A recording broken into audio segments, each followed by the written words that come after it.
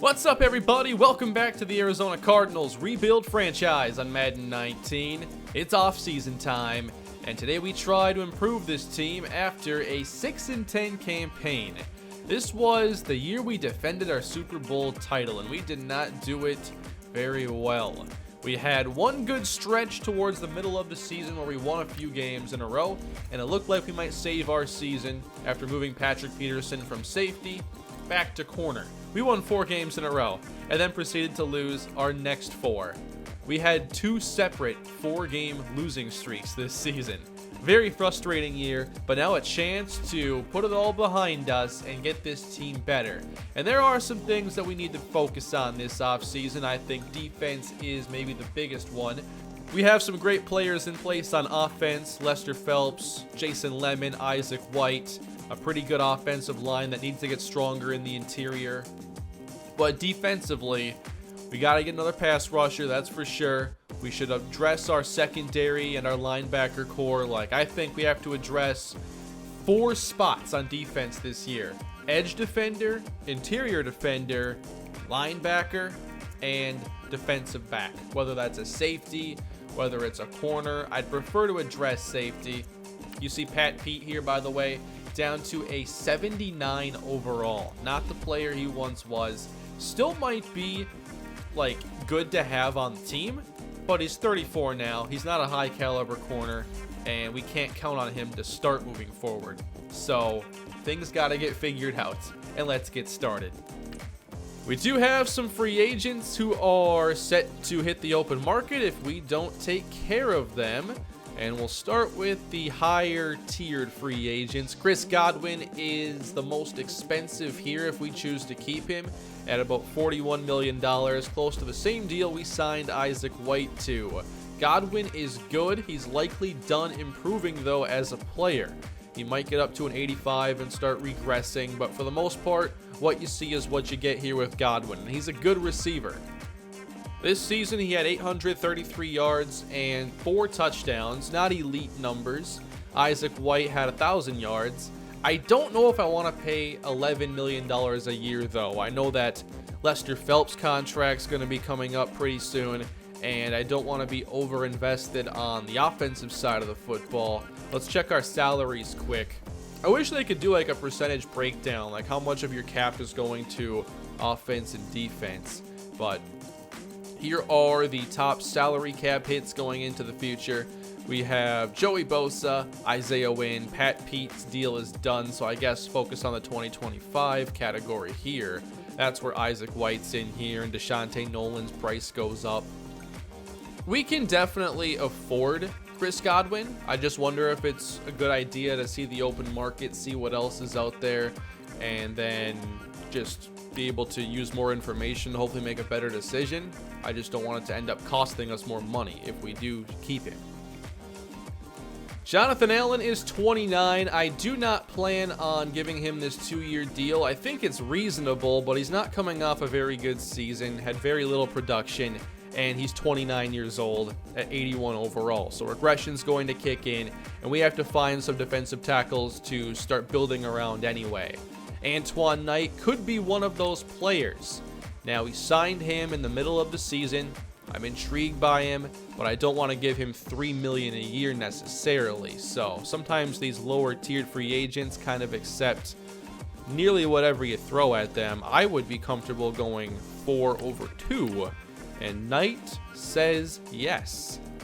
I think Joseph Wise is good depth at safety, so I'll look to keep him around. I prefer to go with a multi-year deal so I don't have to address these every single season. This would be close to the minimum, I'm assuming, for him, and he gets it. We'll let Pearson and Wellman go. Maybe I can find a better scheme fit fullback who is a bit younger than Wellman. And then Patrick Peterson. $4 million a year is not too much of an asking price here. I'm okay with this. It's not a ton. And the 1-year deal. Oh, okay. He's going to test the market then.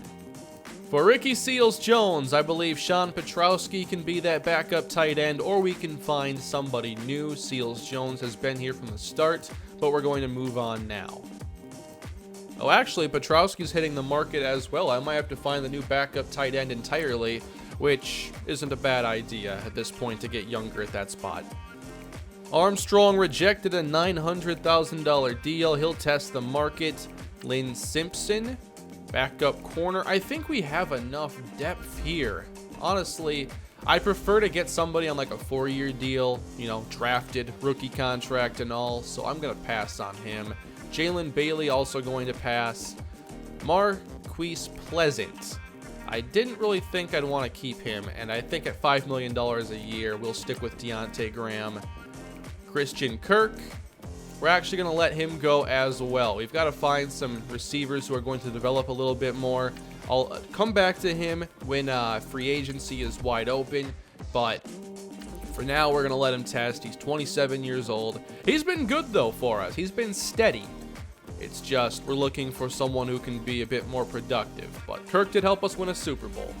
This is a really good price for Latsko, but we just don't need him anymore. We have 2 tackles. Latsko is not a scheme fit, and no, he would not be a good move to guard. He's not agile, which is what our scheme is looking for, and he's not a great run blocker. So, despite the bargain value here, and he would be good depth for the price, I think we'll let Latsko test.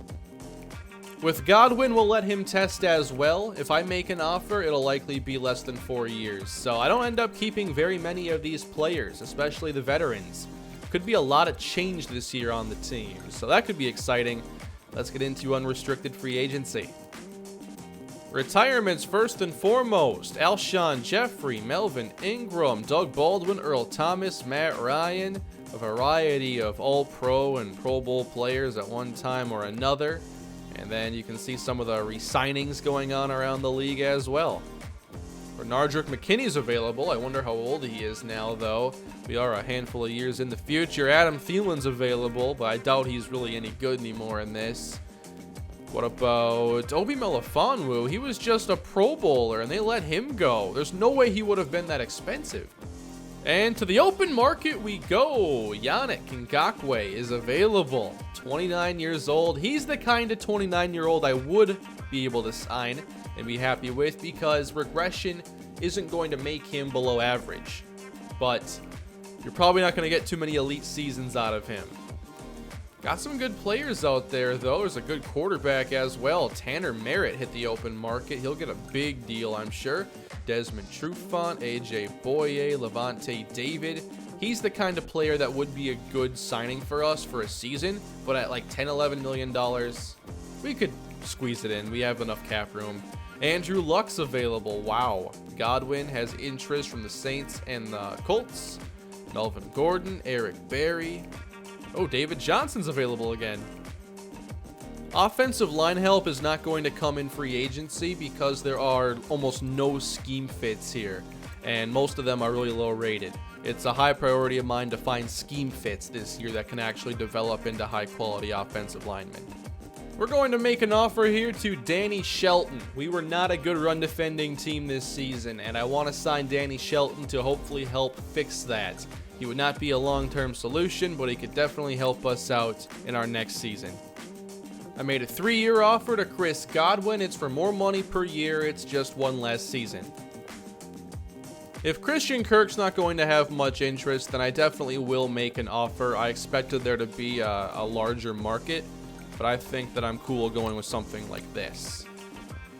I'd also like to bring in Yannick Ngakoue. I wonder if I could get this done if I go less years and more money per season. I just don't want a 5-year deal. That cap number by the time you get to year 4 and 5 is not going to be fun.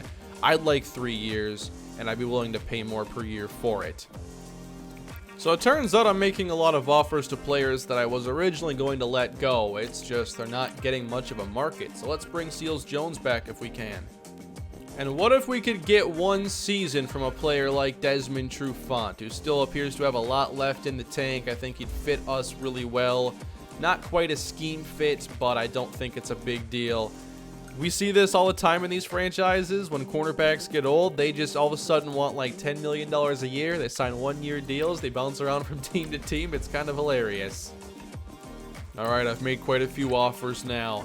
Let's simulate to round 2. See if there are any new Arizona Cardinals ready to join us. Here we go. Patrick Peterson accepts. Ngakoue rejects. Kirk accepts. So does Desmond Trufant. Danny Shelton. No from Chris Godwin, and no from Stephen Coley, a fullback, and that was the highest bid. Huh.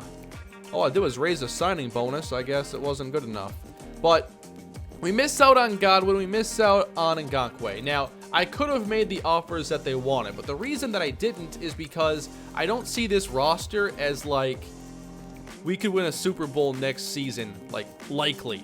The year we won, remember, was a 9-win year. We just happened to catch fire in the postseason and go all the way. Now, I am willing to bring these players in, but it's got to be on deals that I like. If we were, like, on the cusp of a Super Bowl, then I'd take some riskier deals. But because I think we're actually further away than we were when we actually won the Super Bowl, I'm not going to just make these deals work. I don't want to have a team that misses the playoffs or anything and have veterans with deals that I don't want to deal with, when instead I could offer deals I do like, and if not, draft players instead. So I think that's the right way to approach it when you don't think that your team is necessarily there. Godwin's going to the Colts. He got the deal he wanted. I wanted 3 years.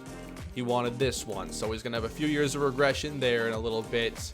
This is just receivers. Ngakoue, he's going to the Broncos. They gave him the deal they wanted. He's going to be regressing throughout this entire contract. He's still going to be good towards the beginning, but down the road, he's going to be very expensive for what you're getting. And then here are the other moves around the league. 137 to Tanner Merritt. AJ Boye to Houston. Levante David to the Eagles. I just wasn't sure it was worth it to go after another linebacker. And with the offers I had made, we had like $20 million left in cap space, and I still have to spend some more probably to fill out the roster. So I didn't want to do that. Bond is going to the Bills. This is a decent deal for them. Marcus Davenport stays in New Orleans. So we get Trufant. That's going to help out the secondary. Peterson stays as well. And then Shelton and Kirk comes back. Helps out run defense, helps out the secondary that was really bad last season. He can pair up now with Aaron Howell, and they can be the dynamic duo. Safety still has to be addressed. We're not done at defensive tackle. Linebacker isn't the highest priority, but I think we should get another run stopper if we can. Eric Berry might be able to play safety for us, but I think with these ratings, I would prefer to see what is available in the draft. He might last all the way until the season starts. This might sound like a strange idea, but we could have Justin Houston play outside linebacker and then also be like a sub-package rusher. His rushing skills aren't as good as his run defending skills anymore. He's actually a run-stopping scheme fit. So this might seem weird to take one of the best pass rushers the NFL has seen in the last decade, but I think that this could definitely fill this role on our team. I'll bring in some pass rush depth if we can. DeAndre McKinney is a 75 overall. He's also a scheme fit. We'll make him an offer. I'm finding some run stoppers available here in the draft, so we should hopefully be able to find somebody a bit younger to develop. Hopefully there are multiple options here for later in the draft, but these drafts end up a bit lopsided sometimes. But at middle linebacker here, we have Masonette and Bailey. Both would be good fits, and they'd be late in the draft, although not the best of athletes. By missing out on Chris Godwin, we likely have to count a lot more on the players we already had, because this is not a great receiver class. There are only 5 projected to go in the top few rounds. There are some good players here. I think Jamie Coburn is really intriguing at 6'4". He's 21 years old, good short route running, good catching, and pretty good speed. I just wonder, like, if the new common archetype here at receiver are those receivers that run good short and medium, but absolutely nothing downfield. Oh my, Martavis Caldwell, late 3rd rounder, B+ release. And then medium and deep route running are a C+ while running a 4.28 40, and he would be a scheme fit. Martavis Caldwell. Oh wow, this might have to happen. Another deep threat here, Dalton Patterson, 4.33. So we have options later in the draft. Hands not as reliable, a little bit shorter, still 21 though. We have options. Ooh, 7.2. I will scout. And Lacey Butler, 6'5", 223, red zone threat. Not expecting a whole lot downfield, but really good bench, broad, and vert are what brought up his combine grade. Still, I think defensive tackle is going to be likely what we select in the first round with our first pick. And any of these top 4 guys could be very good. I'd prioritize Iwabima here, being a scheme fit, good finesse rusher, highest combine grade, and 22 years old. That's really good. Combine all checks out. It's awesome. Iwabima would be my #1 player right now that I'm looking for. So let's re-rank him, I guess, here on the board. I don't always do this. Griffin Hazelton is good as well. It's just he's not as good of a combine grade. He is an early first rounder, so maybe he's out of reach if we don't trade up. If we could just stand pat at 8 and get Iwabima, that would be really awesome, but you know I'm going to be nervous waiting for those players to come off the board. Even if he's a mid-round selection, when it comes to the overall board, the board that I'm assuming most teams are running off of, Iwabima's player 11, so he's right in that range to hopefully be there. If safety is the other position we need to address, there are 2 first-round options that would require us to get back into the first round. Trenton Barton is one of them. He's 21 years old. I love that 6'4" size. I think that he could be an early first-rounder. And then there's also Rashad McGee. McGee is also 21, not quite as fast, not quite as tall, but this skill set is right there. 40-yard dash of 4.5 here for Barton, #1 in the class. #2, though, McGee. I think McGee is more likely to end up here than Barton. If not those 2, I think we go down to Liberty for Antrell Massey, the 4th rounder. 4.57 is solid enough. The combine checks out, and I know that he has good zone coverage and he's a scheme fit, so he could work as well. The strong safeties I'm not considering as much. They've been busts here from what I've scouted, and I don't really think this position is going to help us. For offensive line, so like the top 3 needs, defensive tackle, safety, O-line. We definitely need a run blocker, and George Stevenson in the 3rd round could be a great player for us to target, given that he has good finesse for both pass and run blocking. I like that as a starting point. That's also our scheme fit, so finesse is more important than power. And then at center, there are a couple more good players here. I think we could afford to upgrade at center. We just can't do it all early, obviously. But I think this class actually has some pretty good depth. And then at right guard, a couple good early options here that might be, you know, well worth the 1st round pick. Do we trust going later in the draft for a safety if we go early at O-line? The way I look at it is you pick 2 or 3 to go early in the draft. Defensive tackle, interior offensive line, and safety. So you got to pick your 2. And I think defensive tackle has to be one of them just because the strength of this class is D-tackle.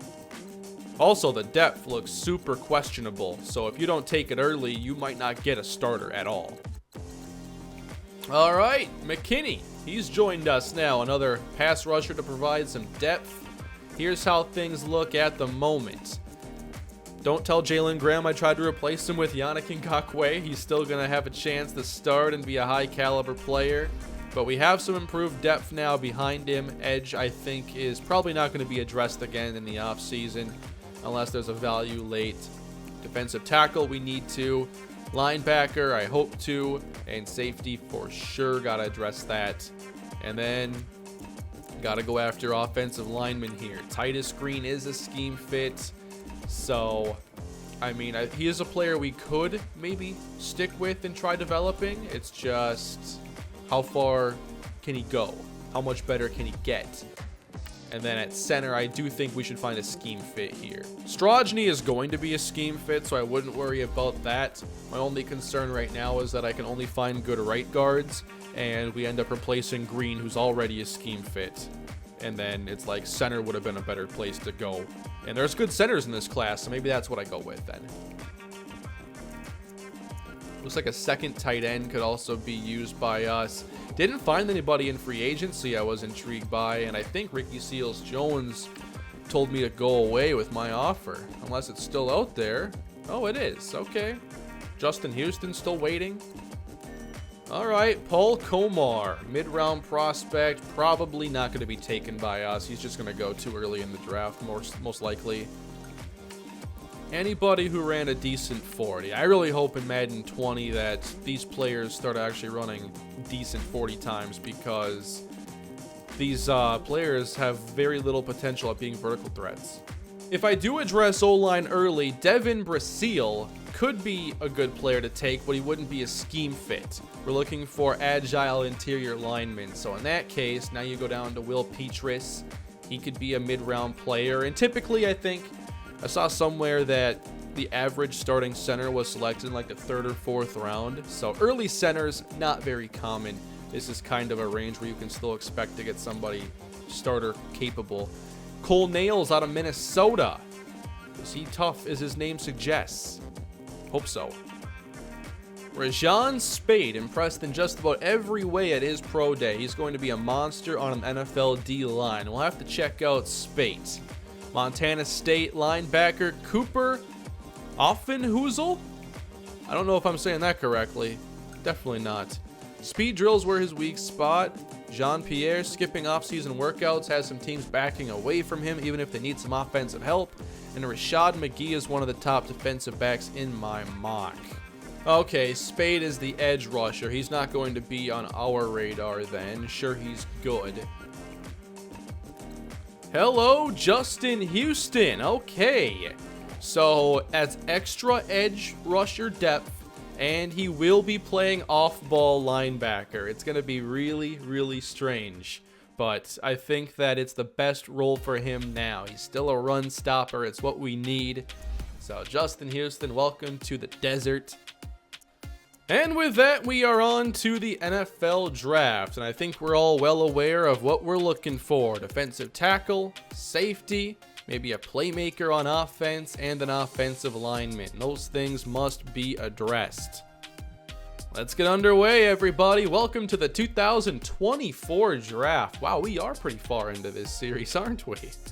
All right, Titans, you're up first. And obviously, you know who we're targeting. I want to go get top defensive tackle on my board, Howard Iwabima. Excellent pass rusher, terrific athlete.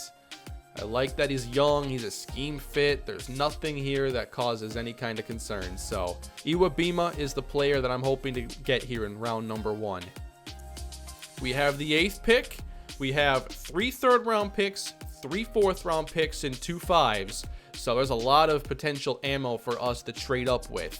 So let's sim the first couple picks of the draft then. Tennessee on the clock. They go Graham Saturday. They do address defensive tackle, but they don't take Iwabima. Next up, Luis Judy, left tackle, going to the New York Jets. Next up, we have the Carolina Panthers, Lorez Everett. It is a little nerving to see 2 defensive tackles go this early, just because it means that the one I like the most is getting closer to the best available. I'm shocked, though, that 2 were taken and none were Griffin Hazelton. I'm confident that Hazelton would go before Iwabima, but if they're looking at scheme fit, just like us, maybe that's not the case. Miami looks like the kind of team that could use a defensive tackle, so if I can trade up with them, I think that I would like to make sure we get our guy. Oh, wow, it's going to take a lot to move up 4 spots. That's looking like giving up a 2 or a high 3 and something else. Oh, man, I can't do that. Miami. Trenton Barton, they go safety. So Barton, like I said, he went super early. Next up, you get Denver. So none of these teams ahead of us have defensive tackle as a top need. Denver, Thomas Hart, cornerback, 82 overall. Kansas City, Corey Rogers, outside backer, and then our rivals, San Francisco, Kason Blair, tight end out of Florida. Wow. Didn't have to trade up after all. We got to improve our defensive line, and we are going to do it in a big way right here. This is our guy, Howard Iwabima. Defensive tackle is the selection. Quick development, it's a reach by 2 spots in value, okay? 80 speed rusher, 73 run stopper. Really excited about his skills. He does not do well, it looks like, with power. The block shed is not good, but that's why we brought in Danny Shelton. So he can be the main run stopper, and Iwabima can apply some interior rush. And he's going to be able to do that. We'll work on bringing up his power moves, though. Or not his power moves, I don't care about that. We'll work on bringing up his block shedding, and hopefully use that to get him more well-rounded. What do you think of that first pick? Was that the right decision? Roy Lowry goes next to Minnesota. Rajan Spate to Tampa. Derek Gill, 2 tight ends off the board already. And that defensive tackle out there, Griffin Hazelton, goes all the way to 14. That is a steal. Might be the biggest defensive tackle steal since Aaron Donald. We'll see. And then Rashad McGee, free safety.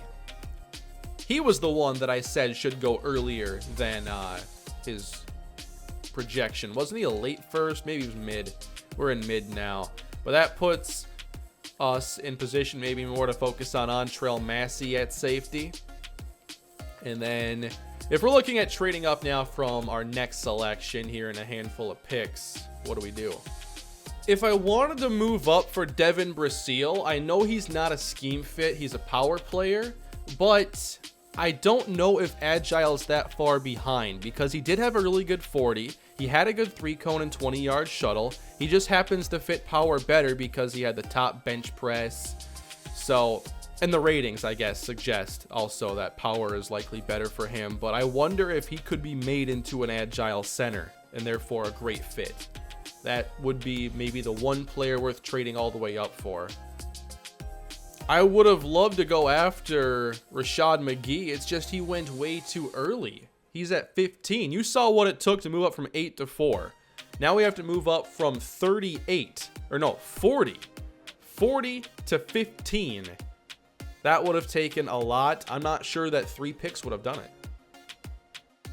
It would have been more ideal if McGee lasted another 7 or 8 picks and we could realistically try trading up here.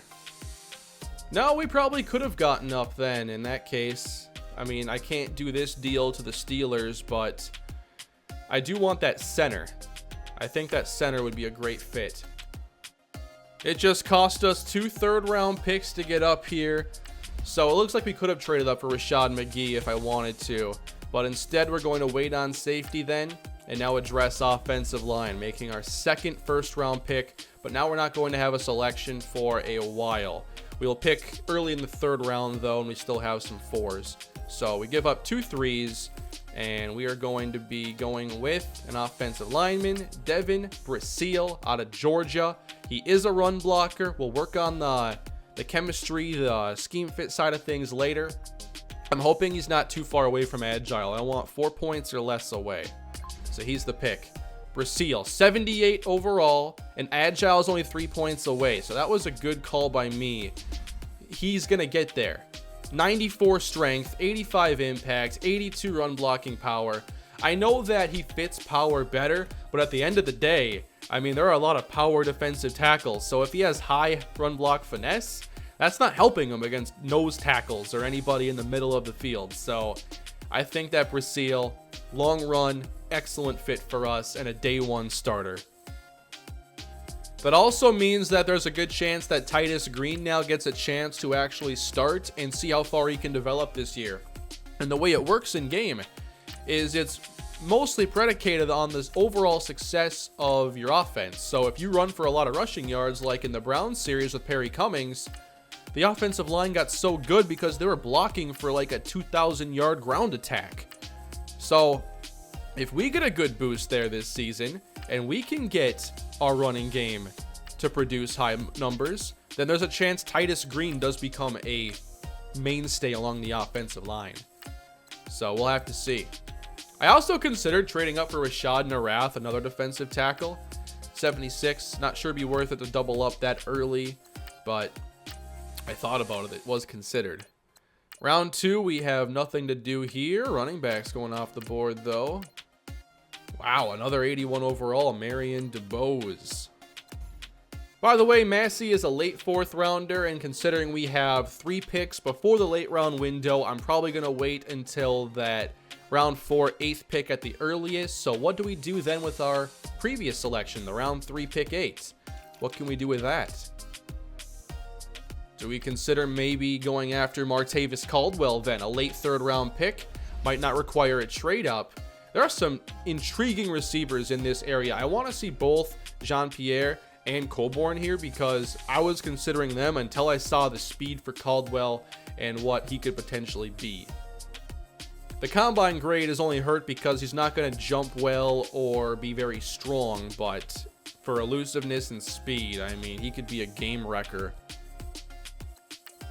I was just preparing for a potential trade up if necessary, but I don't think it's going to be for this pick.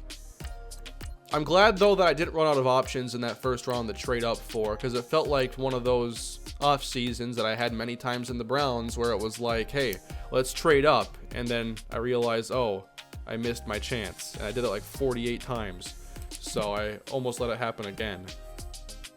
Alright, so Coburn's going to Philly, and Jean-Pierre already got selected by Oakland. We'll check on them. They both had good overall ratings. Alright, we're on the clock again in round number 3. Players I was targeting did not go off the board. And if we look at our draft board right now, I'm really interested here in Martavis Caldwell. There aren't many 3rd rounders here. There is a 2nd round running back. And there's also Jose Hayes, who I think would be a pretty solid addition. But I don't think early is the time to address that spot with Graham and Houston now on the team. So I think this is a pretty easy decision right here. We're going to go Martavis Caldwell. We're going to add a real burner to the offense and see what we can make of it. This could be another reach, but I think it comes with a very high ceiling. Martavis Caldwell's the pick, and it's a good pick actually. 22 over value. Martavis Caldwell's a 75 overall. He's a deep threat with 96 speed. So catching's got to get better. Route running's got to get better. But here's a chance for us to get another deep threat into the offense to make some big plays happen. And I'm guessing he could also handle kick return duties with 93 agility. Don't see his elusiveness here, but I'm sure it'd be fine. And if you're wondering if this is a Perry Cummings-like situation, 73 ball carrier vision, 64 carrying, 64 elusiveness, unlikely. Well, I'm glad that I've been able to address those spots with only one trade up. I just need to make sure I get the safety now. That way I can actually use these extra picks for extra players and not just getting up in the board. So, wait a minute. Okay, McTire's not who I wanted. He kept coming back to my head because he was like the top on the board there. Howard Hagman, I thought he was going to be really good.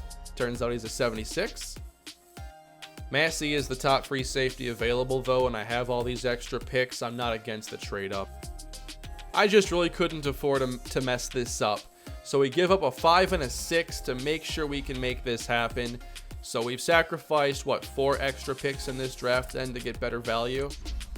And the pick is going to be free safety. Oh wow, Hayes is still out there. If he lasts till our next pick, we're definitely going to take him. But we're going with the safety, Ontrell Massey. Now, he has a chance to be a day one starter. I like the coverage and the pursuit, the tackle. It's a great combination. The speed is sufficient.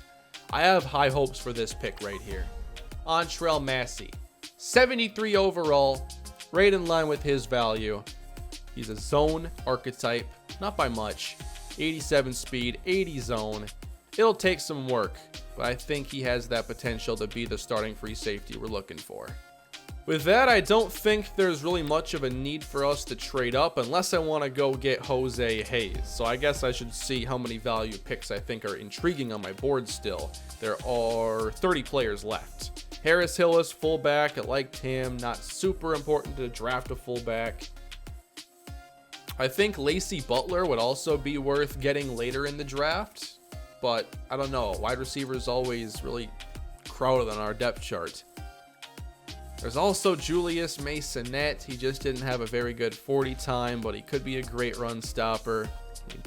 These are our 3 most valuable selections, and it gets us up back into the 3rd round again We are trading up, after all, a bunch of times in this draft to go get some good players. We're going to select Jose Hayes. Hayes is a run-stopping outside linebacker. We could definitely use another one on this team. It is a good pick. Hayes is 22 years old, has 80 tackle, 77 hit power, 76 speed, 81 block shed. So maybe after a year he takes over for Justin Houston. So I don't think we have a pick for a while now. Yeah, our next pick is in the 6th round. We gave up all of our mid-round value right here. So let's just sim on ahead here at hyper speed and see what is left. Maybe I'm drafting a fullback to finish this off. What do I have? 2 more selections to make, or 3? It's 2. And I have London McLaughlin here on the draft board. Also forgot to finish scouting Taurus Jefferson, but with a bench press that low, I don't have any more interest. McLaughlin, good release, short, catching. I just think he's a bit too limited and the depth chart is too crowded. I'll take a chance here on a player, Jaron Bowles at defensive tackle. I want a young run defender on this team, a nose tackle that could replace Danny Shelton. We're going to select Jaron Bowles. 6'6", 317, and this is a reach. So we draft a 64 overall who likely will not make the team with these ratings. Block shed was good, but it was like his only good rating. So that was a little unlucky. And now just one more pick. Let's try defensive tackle again. Why not? We'll select Logan Jovanovich with our last selection in the 7th round, and he's a 65 overall. Gives us a bit more strength, and I think a chance to develop on the practice squad. So there's that. And with that, the draft is complete. Not sure I've had too many drafts like that, where I end up basically trading up 3 times, and I don't have a lot of picks to make later on. So no trade downs, all trade ups, and we addressed our most pressing needs, all of them. So here is the draft recap, and you can let me know what you think. But I'm pretty happy with how this ended. Could the offseason have been better? Probably. But I think that given where I think this team is at, which is trying to find a new core to build toward a Super Bowl contending roster, I didn't want to just go get veterans and overpay for their worst years and then try to figure it out from there while I have to pay a quarterback soon. So we go younger instead. Howard Iwabima, Devin Brasile, both first-round picks, 3 third-round picks. Really happy with the players that we got here. Our first 5 picks, I think, can all be contributors here as rookies. Massey's likely going to start. Brasile's going to. Iwabima's going to start. So yeah, I'm pretty happy with this draft overall. The Raiders took Darian Jean-Pierre as a wide receiver. And Jean-Pierre doesn't have the best deep route running, but I was right to be intrigued by him. And I think that now seeing the ratings, I'd have to rank him a lot higher than Martavis Caldwell. Caldwell's going to be a better deep threat, definitely, but Jean-Pierre has really, really good potential here. Deep route running can be made into an 80 in a couple of seasons, I'm sure.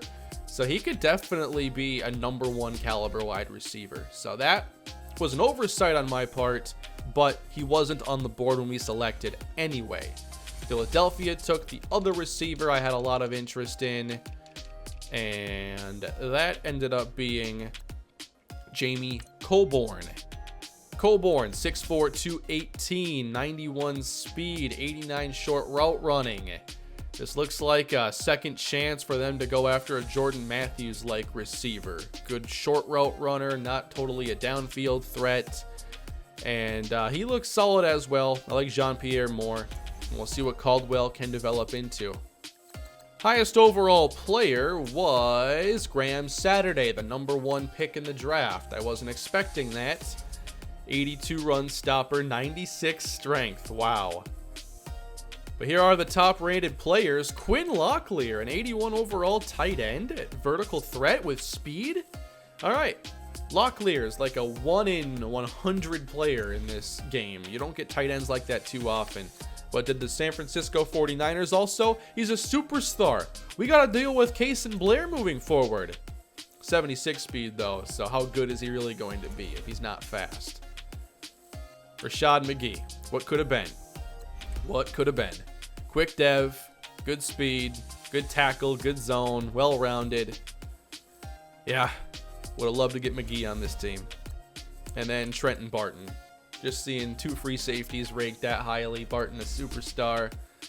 Oh, man. So Barton, is he going to team up with Minkah Fitzpatrick now? That's a scary thought. Martavis Caldwell was the fastest player in the entire class, and we obviously selected him.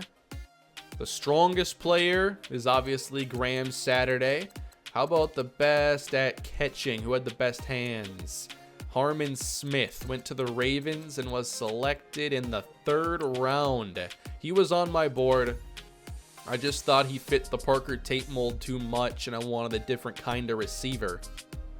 You can also sort by round, so if you just want to see who was the highest overall player taken in the 7th, it's Wes Bramlett, an offensive lineman. No major steal this late. Great value for this spot. It is, a 4th round pick really going in the 7th, the way I look at his ratings. But where was the highest, 76 or higher? No one in the 6th, actually. The 5th round, that produced Cedric Bailey, 76 overall, normal development. All right, he would have been a great fit for us as well. Wow. Cedric Bailey. When did I go linebacker? He was round 5, pick 12. I took Jose Hayes in the 3rd. Cedric Bailey. Is he better? I mean, he's well-rounded. He can even rush the passer a little bit. Yeah, he definitely could be better than Hayes. He can cover. I guess that was an oversight on my part. I'm not sure if he was on my board. Could have been. But that is going to do it for the offseason, everybody. What did you think of the moves made? Do we make this team better? Is it going to make a difference going forward? Or was this just a small step and it might not work out too much for us? Let me know down below in the comment section what you thought of this offseason, and I will see you with more Cardinals franchise rebuild soon, everybody. Please leave a like and subscribe to the channel on your way out, and I'll see you again with more. Have a great day.